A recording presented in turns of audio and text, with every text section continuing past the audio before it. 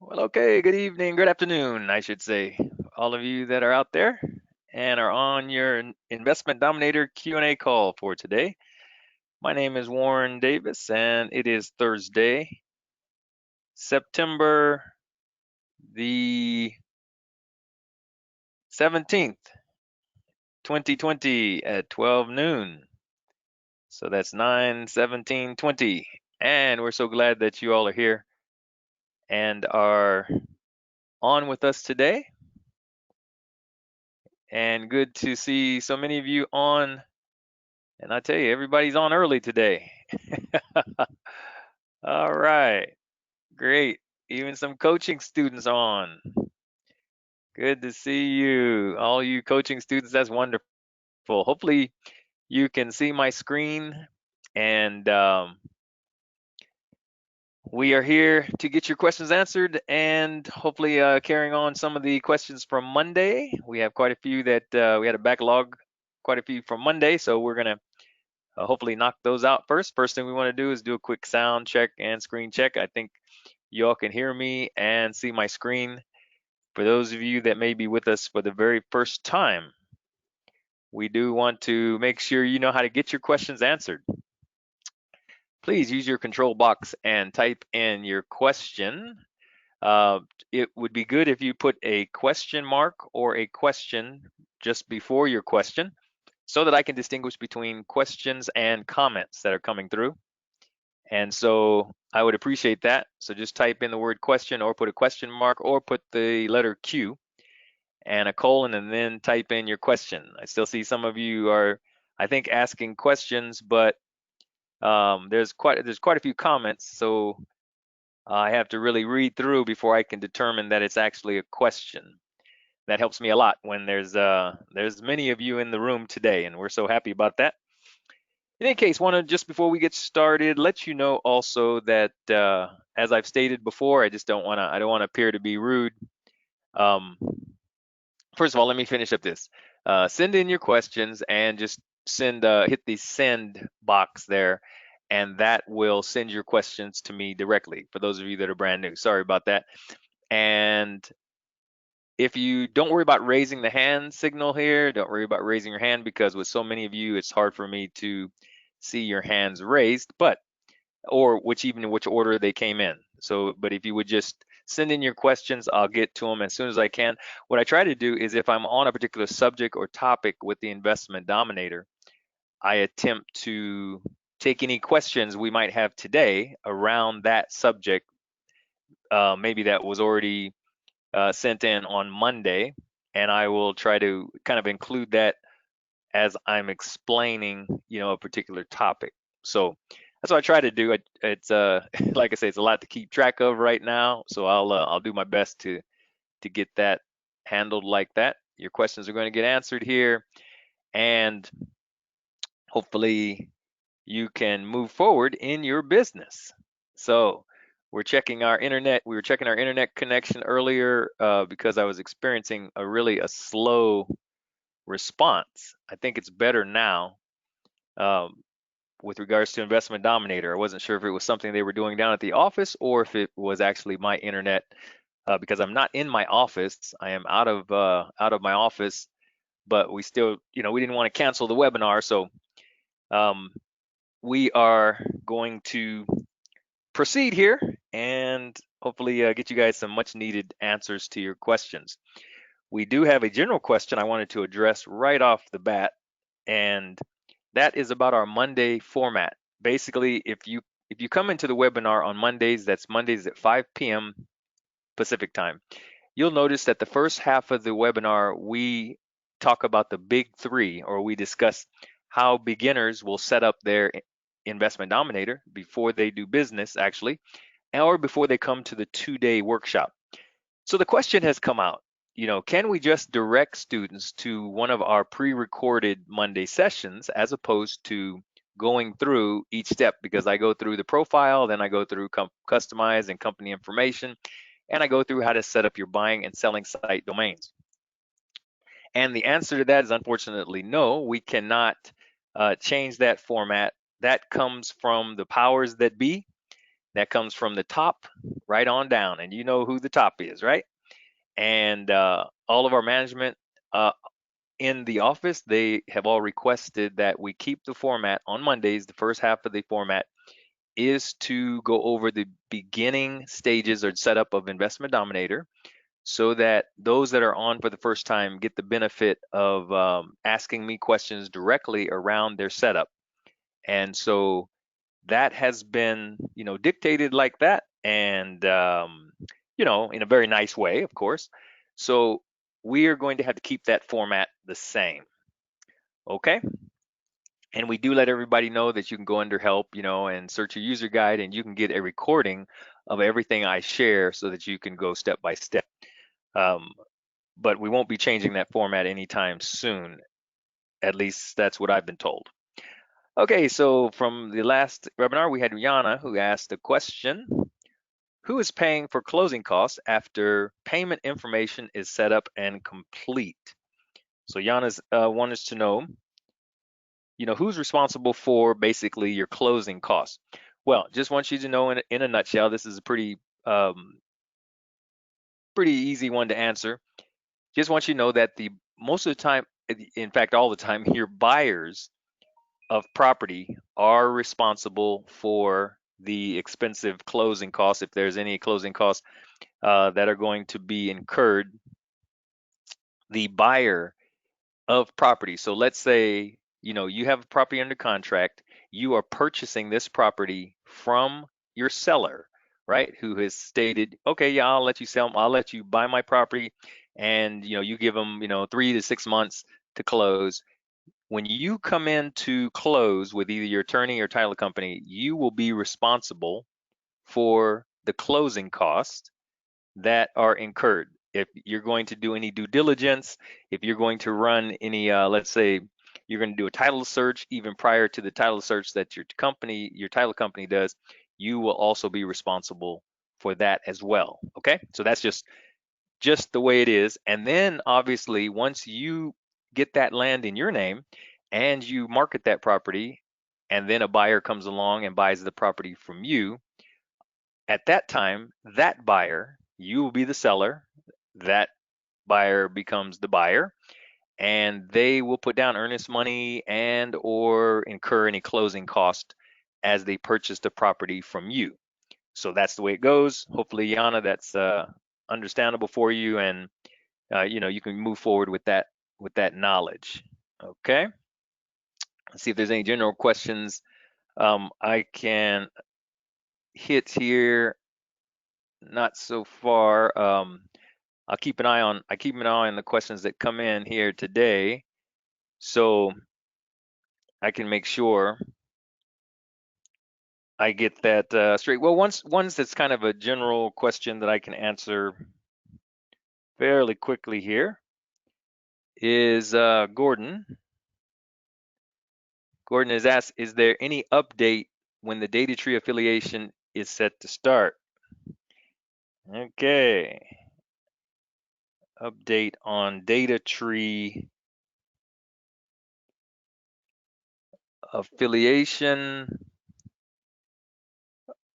Okay, and at this particular point, Gordon, no, we don't have any update in terms of when we're going to be, we're going to integrate with data tree. And for those of you that may be brand new and don't understand, data tree is a lead source site or lead source organization. Basically, when you come into your land deals records and any prospects that come in newly, right, that you're going to import into Investment Dominator, if I go up into the prospect status, these leads that come in, where you get your county information basically, so that you can mail out to your people and let them know, hey, I'm interested in buying your property. This data tree is a source of these prospect or lead records that you will send out. So what's happening is there is in play and there is in process right now, and I've seen the tool work a little bit, and I want you to know it's exciting. It's going to be great.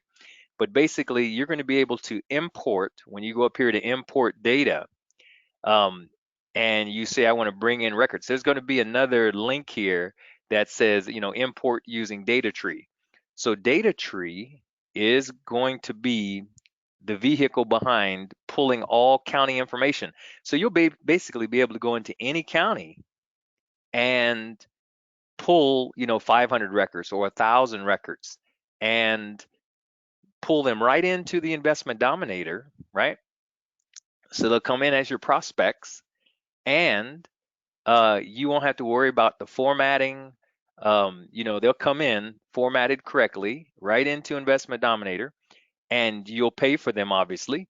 And then you can just start mailing them out, whether you want to mail them out yourself or you want to use ITI. So that's what Gordon is talking about, is this integration between Investment Dominator and Data Tree, where it's going to put an end to a lot of issues that students have with getting county lists. Excuse me. It's going to make life a lot simpler for all of us.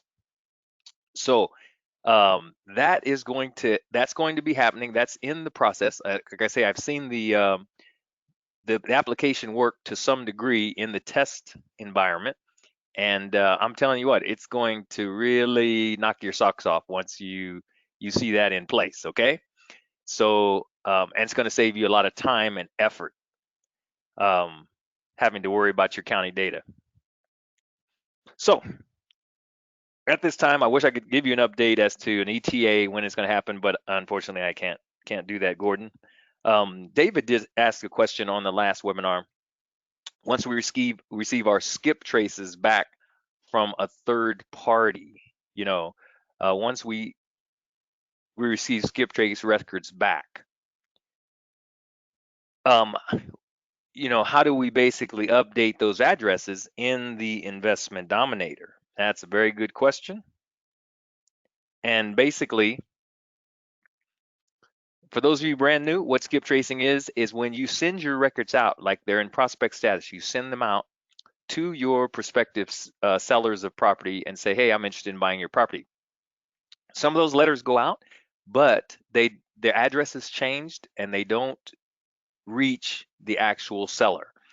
So what if you're using first class on your, if you send them out through, let's say, ITI or letterprinting.net and use it first class, it will come back return to sender, right? Because it was basically couldn't find that address. So then what you do is you take those records that came back returned to sender.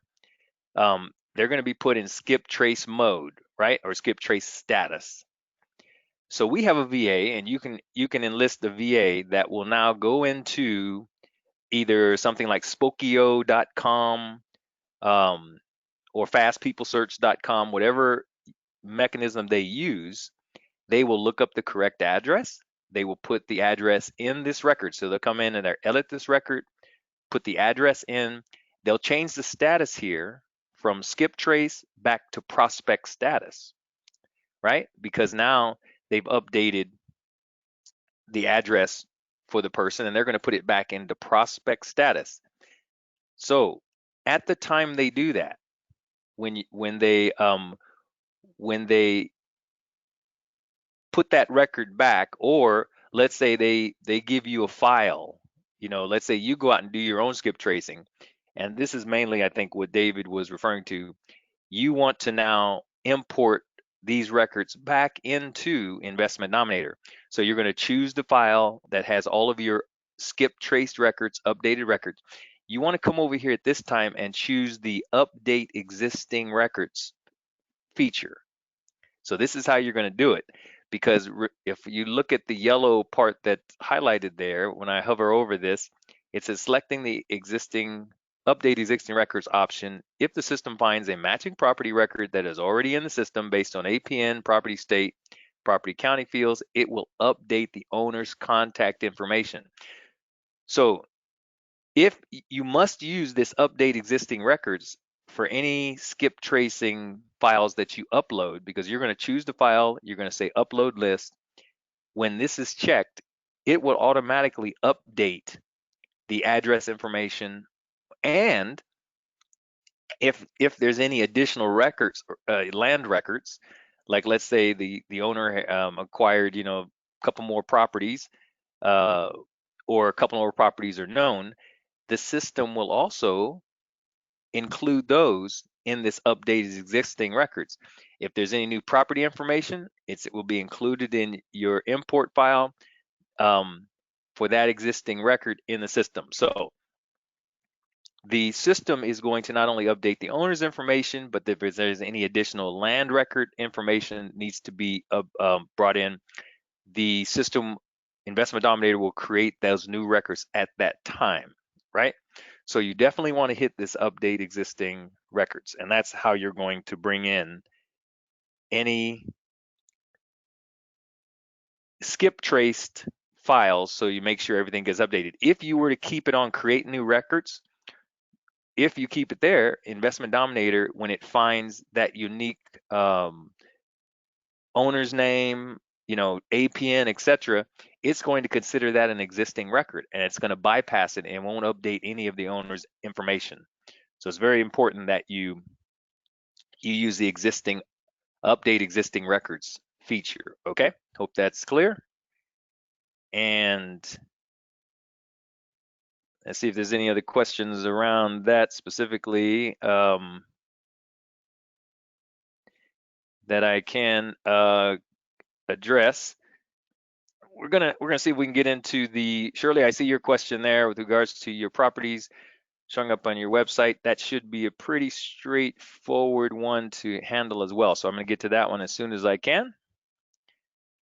Okay, JS Birkenkamp asked the question. Okay. Can we walk through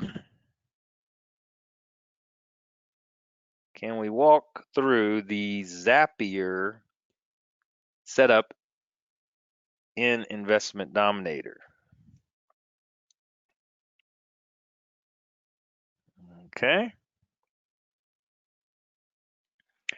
Setup in ID, and because it seems like you're not able to get the accepted invitation to work. Okay. What I'm going to recommend, unfortunately, JS, we can't take this time. It's a rather labor intensive process. It would take much longer than we have on this kind of call to walk through a Zapier connection. We're also supposed to be addressing issues that kind of like the masses have, rather than, we just have a couple of people that are using Zapier. What Zapier is, let me go up here under help and search our user guide. And what I'm going to call your attention to first, I don't know if you've looked at this JS, but just type in Zapier and search your user guide.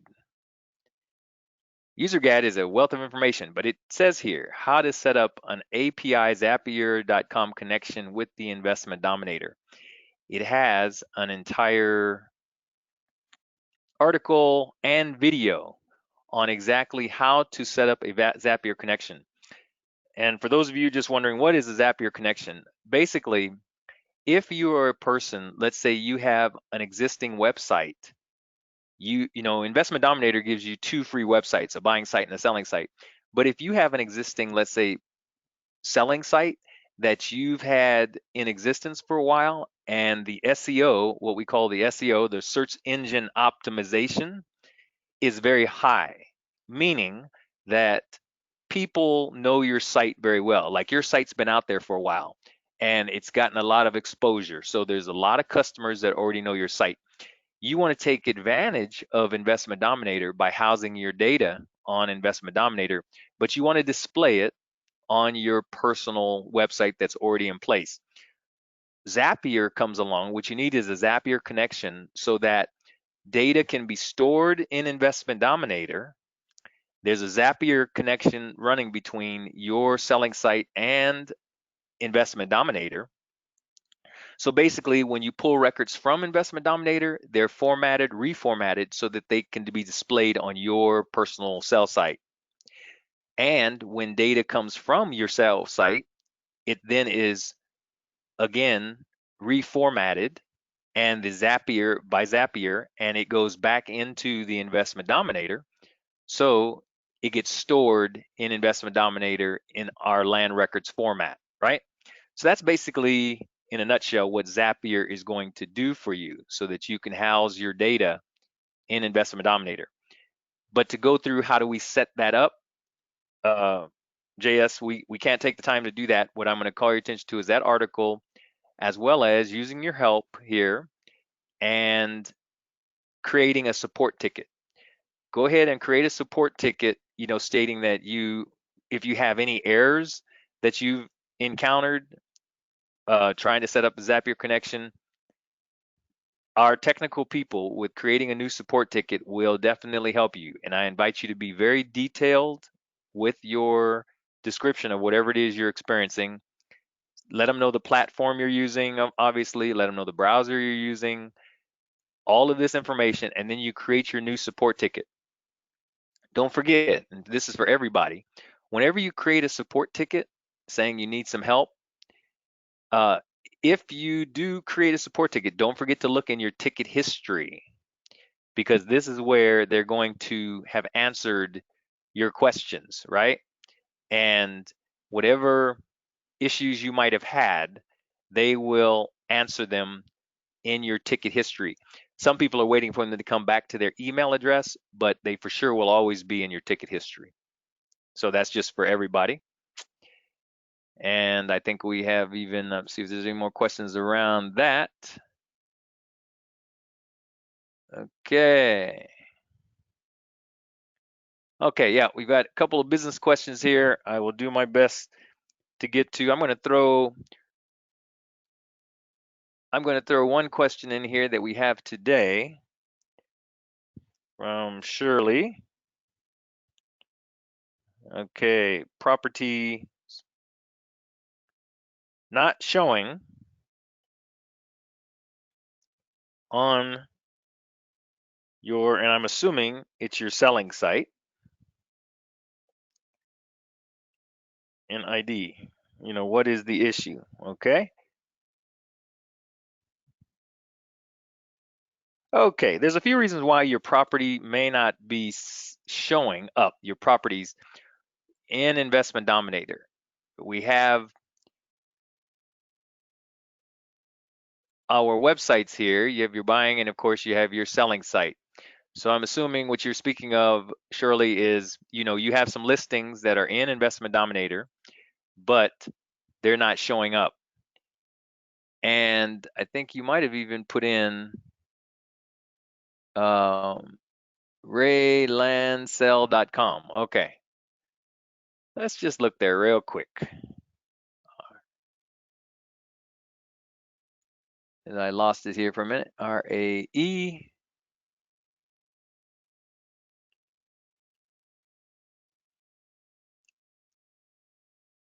Landsell.com.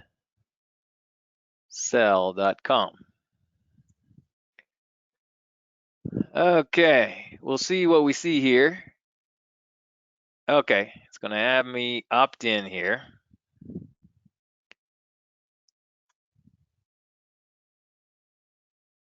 Oh, I didn't want that. Come on. Okay.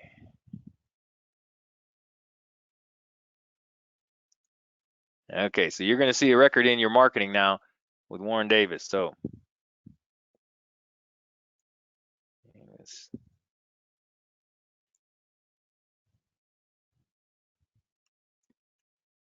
you're going to have to, just go on into your marketing section, see, because this is your, what we call an opt-in page, where it forces me to put in, if I want to see any of your deals here, I've got to put in my information. I'm going to view deals right now.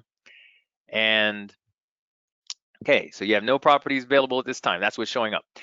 Okay, there's usually reasons for that. One of two things is happening. Now, you say that you've completed all the info in the property listing section, made it public, and in the attached photos section. All right, so looks like you've done just about everything there. The only thing that I'm questioning here is if I go up here under selling, if you click selling, all of your properties, if you want them to list, should be in complete ready to sell status. A lot of times that's the only thing that students are missing. So according to what Shirley is telling me, she has already way down in the record here, she's already set this to public, right? She's got her information filled out. This is the property listing section of the Investment Dominator. She has all this information filled out. Um, Want to make sure you have a sell price, right? That's that's another piece of information. You know, want to make sure that you've got that in there. And when your property is in complete ready to sell status, those pictures should show up just like you see mine show up here, right? Under the selling site. So if you would check that, Shirley, I think might be surprised that and find out that that's really all that you've got going on, is that you might be just missing this status here, or you might be missing a selling price. And hopefully that will resolve that issue. Okay. Um, let's see here what we have. We have questions still coming in. I'm trying to see if there's anything around what I'm saying here. Probably show up. Okay. Okay, Shirley said that was it. Okay, good, Shirley. I'm glad. Glad we could resolve that one there for you. Very good questions, people. We always appreciate you guys having the courage to put your questions out there, because it helps so many people. Okay, a question here from Sherry on the last. Got to make sure I get my backlog of questions in here. Sherry was asking on this past Monday, is there a way to default envelope font? The default envelope font change can reflect in the bulk envelope template. It's only reflected in a single envelope. So I looked at that question, Sherry. Let me make sure I write it down. So is there any way the default envelope font change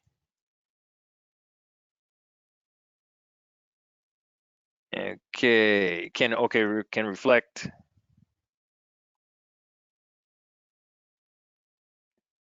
in bulk envelope? Okay, I think I understand what Sherry is asking. Okay, basically the bulk, when she's talking about the bulk um, envelope template, if you come into your Investment Dominator, you go up under prospects, when you get ready to mail out your neutral letters, you'll come up under your campaigns. Now, remember all of these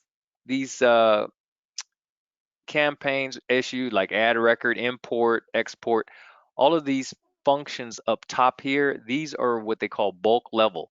So it's Investment Dominator is going to look at the status of your land record, and it's going to allow you to do certain functions based on the status. If we come into campaigns and I want to send out all of my prospect neutral letters, the bulk, all of my envelopes come out in bulk here, right?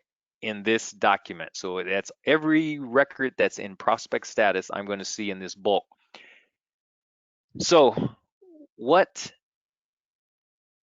Sherry is referring to is, if I select one of these prospect records and I go up here under generate documents, which I don't want you to be confused, but it's basically generate documents is the same as going through campaigns, only it's we do one at a time here. So if I look at this envelope template, whenever I select it the way I did, I'm only going to look at one at a time. So I'm going to bring that over here.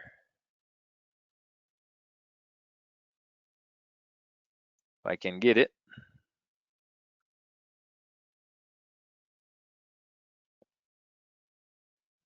All right.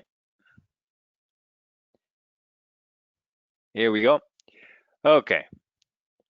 So Sherry really wants to change this font here, I guess, on her envelopes, change the font.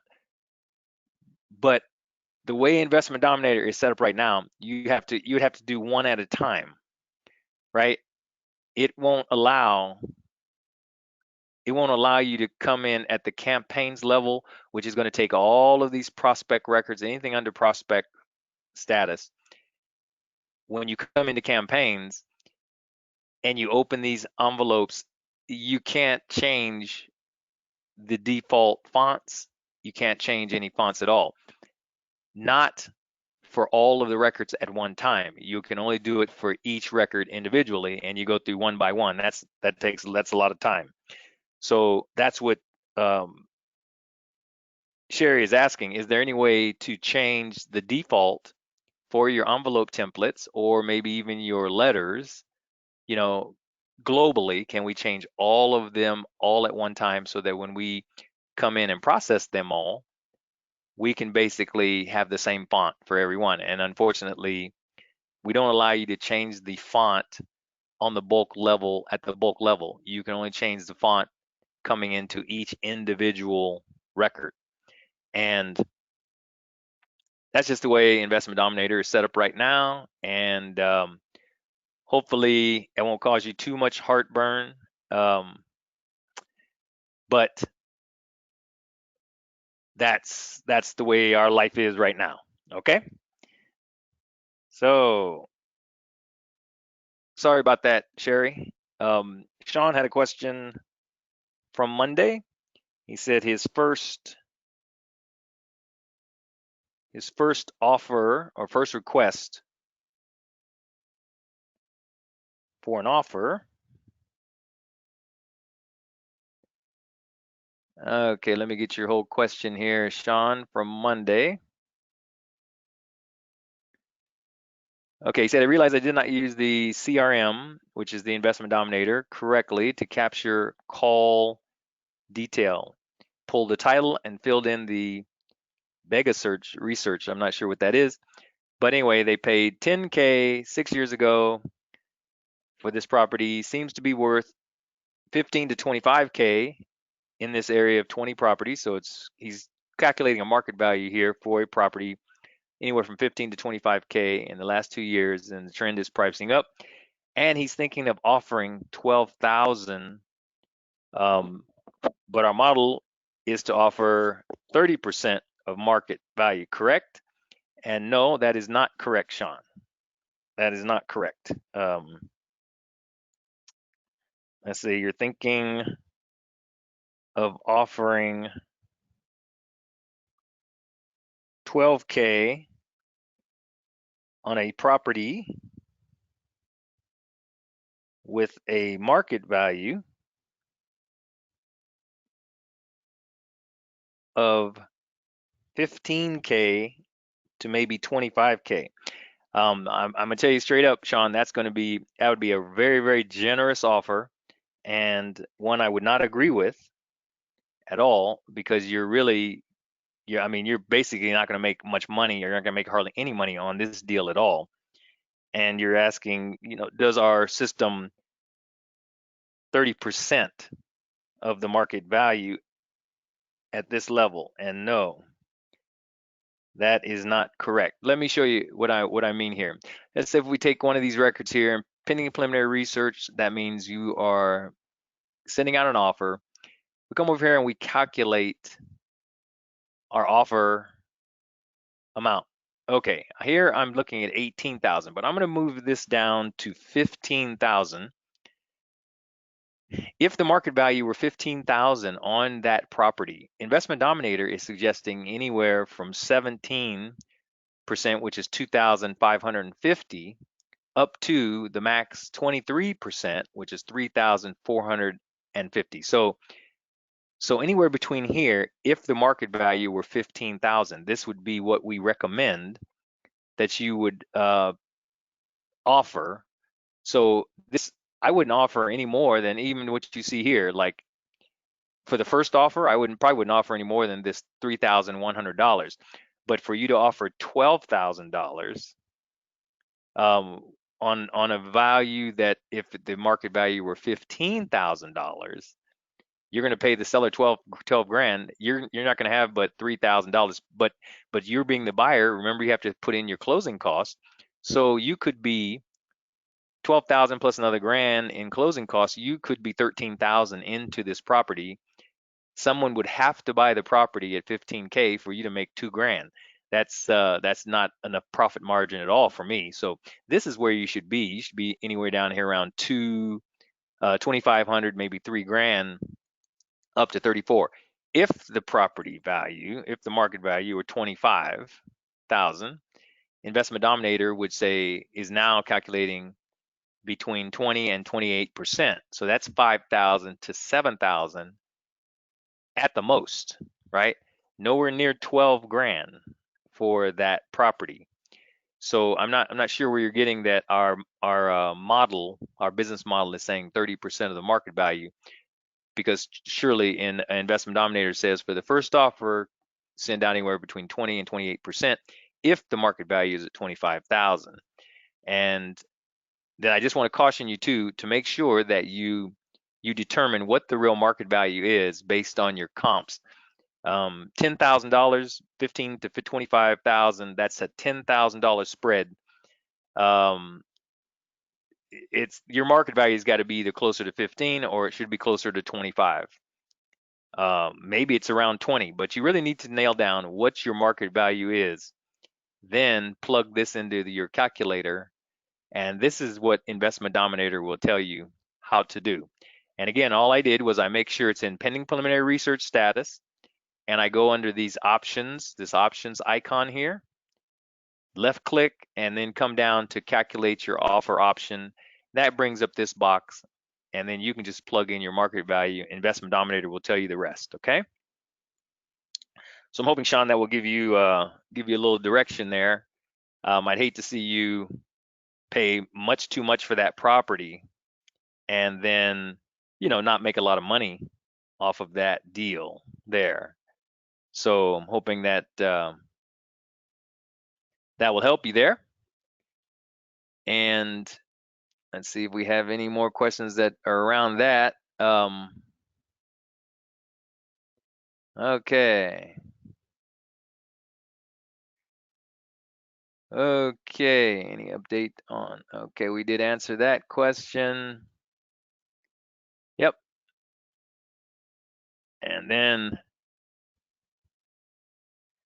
okay, I'll get back to some of these that are coming in today as soon as I can.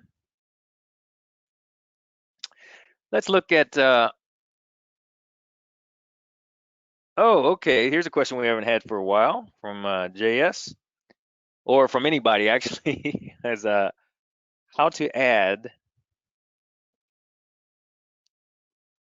an icon or the ID on an Android phone. Okay, that's a question we haven't had for a while. And so I'm gonna, I got this question the other day, so I went back and I had to go way back, I tell you, into my notes because we did this probably over 3 years now, over 3 years ago. We added the Investment Dominator CRM on our Android phone, and it's not really difficult. It's just I tell you what, from memory, I couldn't even tell you how to do that. So I had to draw something up so that I would have a chance of explaining this to you guys.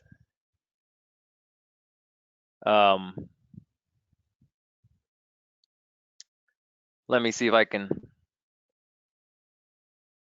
find my. Oh, I had it here.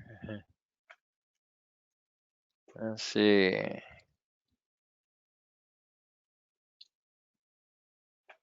Okay, how to load.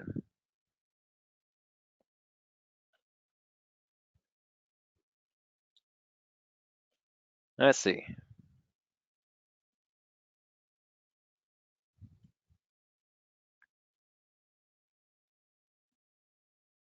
It is giving me a little bit of a hassle here.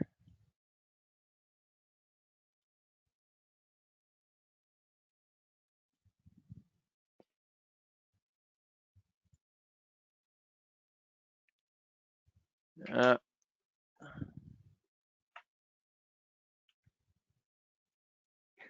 I'll get it. Here we go. Okay. Hope everybody can see that.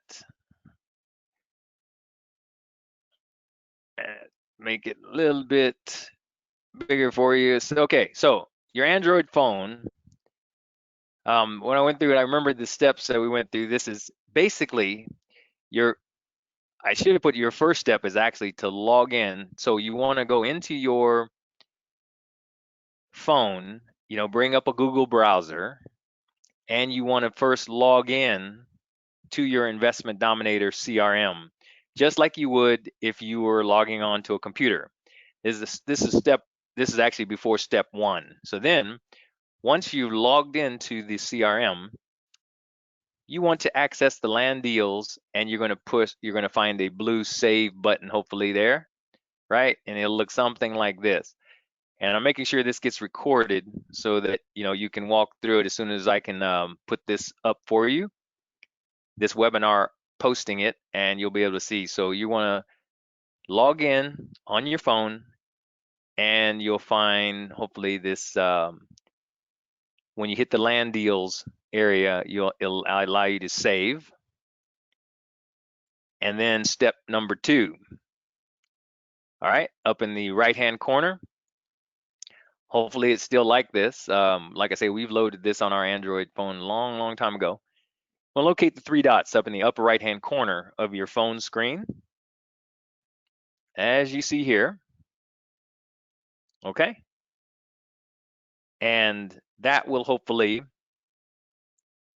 allow you to open up another window for step number 3, which is going to be a drop down selection where you can say add to home screen from the drop down menu. So you add this to your home screen. You want to say add to home screen. All right. And as you select add to home screen, select an add button will appear, and it'll give you an actual address for your CRM or your Investment Dominator on your phone. And you just want to say add at that point. Now that should add this to your Android phone. Like I say, we did this a long time ago. So again, real quick through the steps. First, you log into Investment Dominator, click your land deals, press save. Hopefully that's still the way it's going to come up. And locate the 3 dots in the upper right hand corner of your phone. And when you access that, you will be able to see in a drop down menu, add to home screen. And then saying add to home screen, you can then just say add. Hopefully, if some of you were, kind of ahead of the game, if you push your, press your print screen each time I brought each of these steps up, you could then capture these steps, and hopefully it'll be the same for you to do that today, okay? Print that screen and then come back, print this screen. All right, and then press print step 1 screen. But remember, first log in to the CRM. Make sure you can do that on your phone, and you should be good. Okay, hope that is helpful to you there.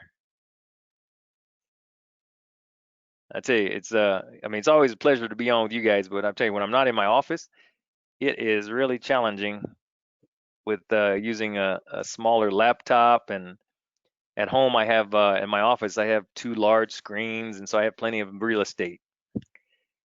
Not so here today, but I'm still happy to be on with you. Okay. So,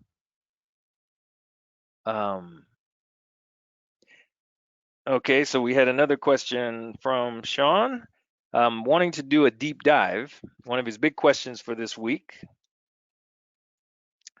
how to customize and list properties, or where to get, I think listing properties on the website, I'm thinking,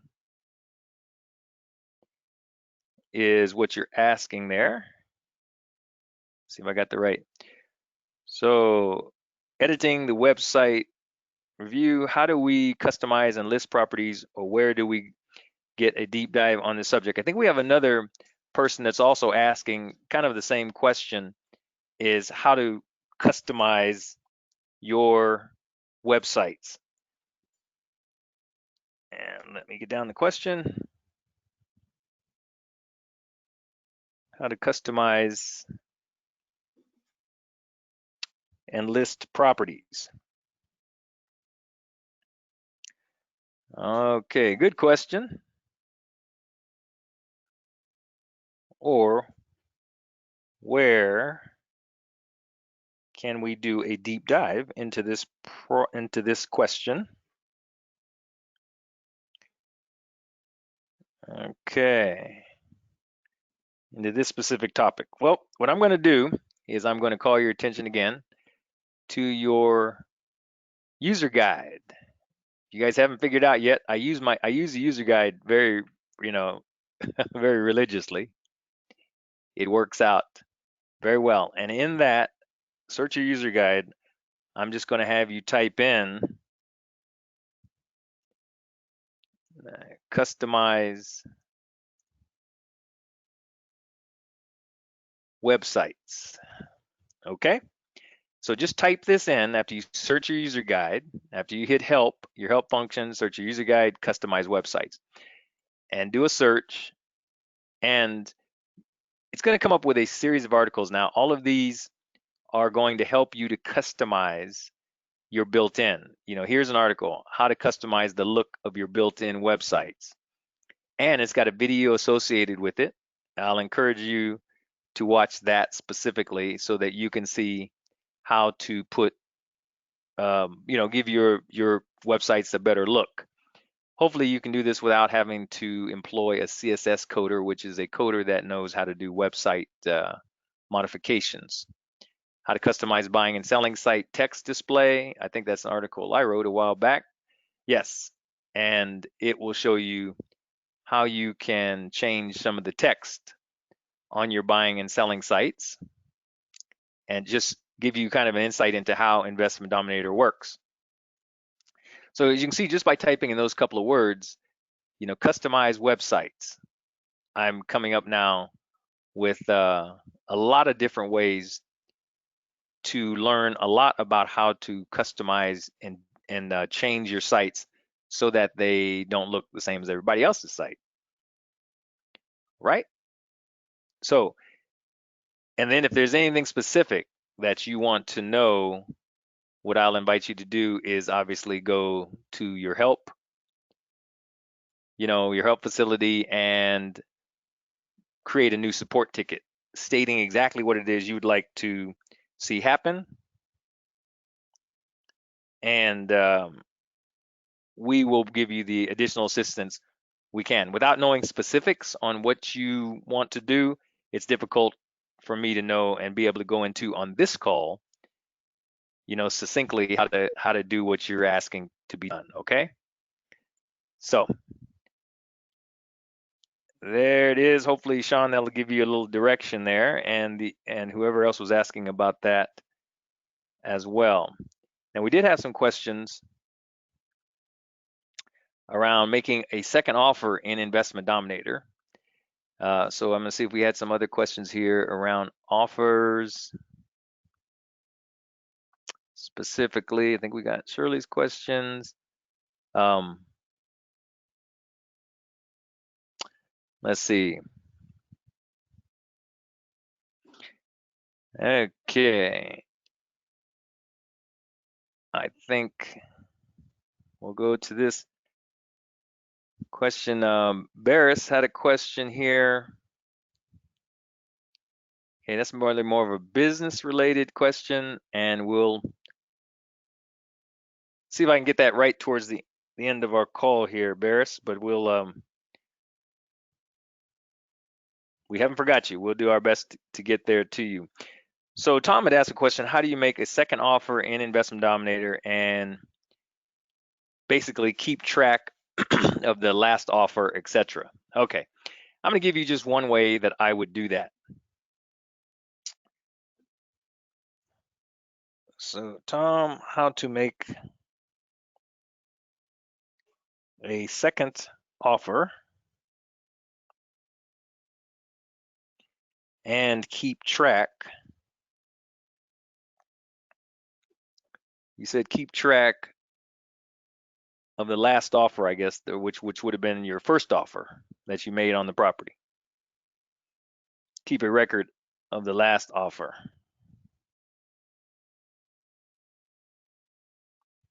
Last, and in parentheses, I'm just going to say your first offer.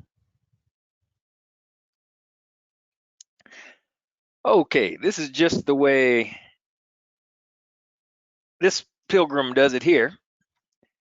I basically, okay, your records, after you've already sent your records out, I'm hoping that you're following this process. So after you've already sent your offers out, your offers should be in offers sent status, right? So they'll come up, that's the next status is offers sent. So, when you get ready to make a second offer, your records that are in offer sent status, this is where you want to find, the records that you want to do your second offer on. Now, for me personally, whenever I send out records and I'm sending out my first offer request, right? They're in pending preliminary research status. What I do is I create a tag on the records, and I think I might have gone through this before with most of you guys, but I'll just, it bears repeating. I will create a tag kind of like this offer sent aug. So offers sent in August, and I'll put the actual date I sent them, 0802. So this is an example of a tag name, right? So what I'm going to do, and just to let you know, all you do is come over here and say add tag first. So this first thing you do is set up your tag. You say add tag. It's going to ask you for a tag name. You say offer sent. If you're in September, you can say 0917. If we were going to send this out today, if I were going to create a brand new tag where I'm sending out offers today, I'm just going to say offer sent September, and I'll just say 17. I'll add my tag. So this is how I'm going to keep track of all of my offers that I'm sending out today. So when I come up here under my land deals and I put in my for offer request, if I were to tag this record, let's say, saying I'm sending out an offer on this today, I'm going to select that record, come over here, hit tag, and that tag that I just created, offer sent September 17th, that record is going to be tagged. So now, this record gets tagged. So any time when I'm sent the offer out, remember I move this to offers sent status. Let me make sure this is the one I did. Yes, offer sent, right? So let's go on and change this to my offer sent status. Update the record. So that's the way I would keep track of that. I would put the tag on the date that I sent the record out, move it to offer sent status. Now, when I get ready to do my second offer, right, I can come in here and I can search for any on a tag, and I've also got a tag that I've already created that says offer sent aug, right? So I would create another tag that would say offer sent SEPT for September. So why don't we go and do that? My tag, I'm going to add a tag, offer sent SEPT. But you notice I didn't put a date. I just want it to have offer sent SEPT on it, right? And there's a reason for that. So I add that tag, close this up. When I go back into my land deals, no matter what state or where I'm at, what state that record may be in, I can come up and I can search by tag. And I'm going to search for any tag that begins with offer sent SEPT. So that's going to give me all tags that I created. So it doesn't matter how many times you mailed offers out in the month of September.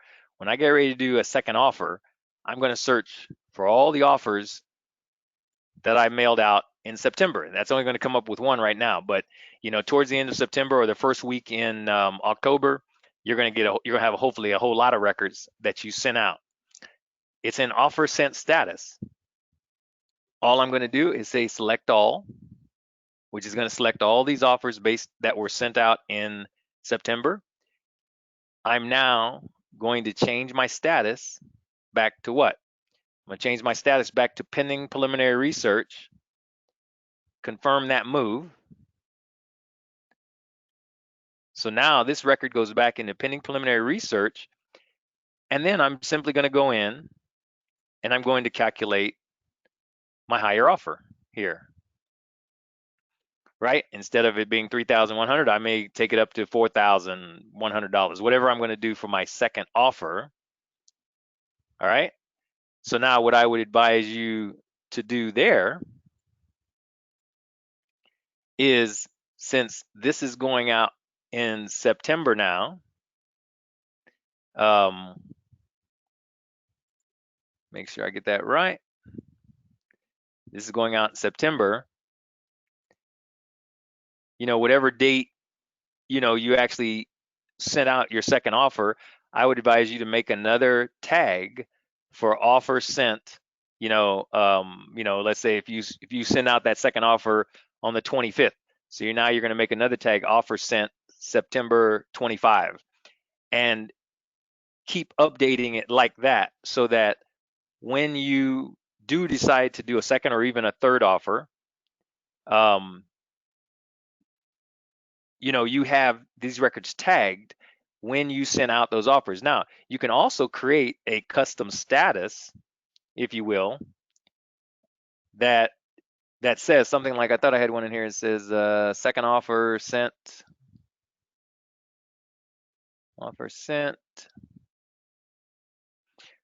but we can come up here under customize stages and statuses. I want to add a status, actually. I want to add status, and I'm going to select it for the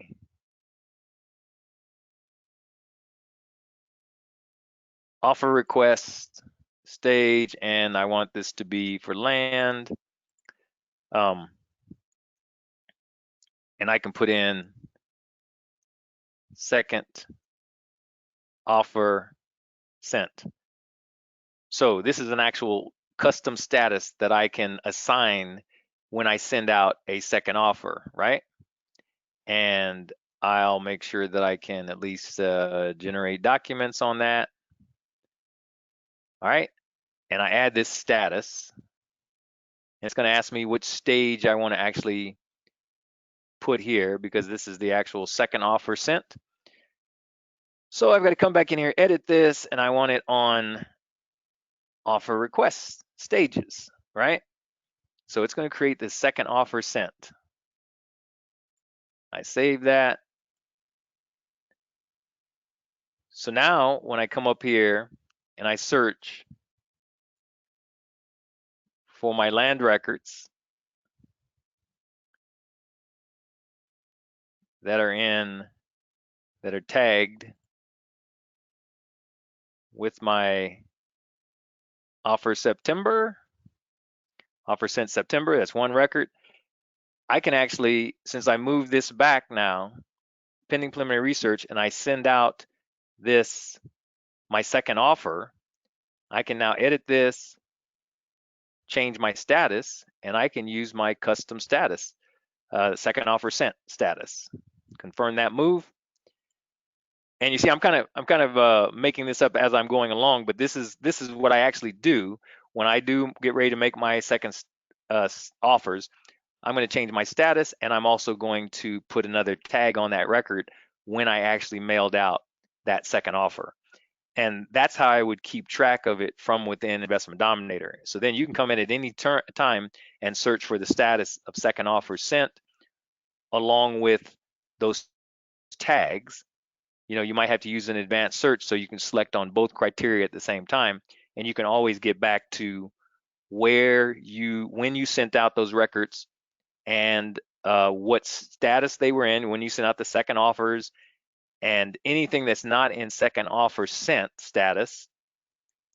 Obviously, you've only sent out one offer on it, right?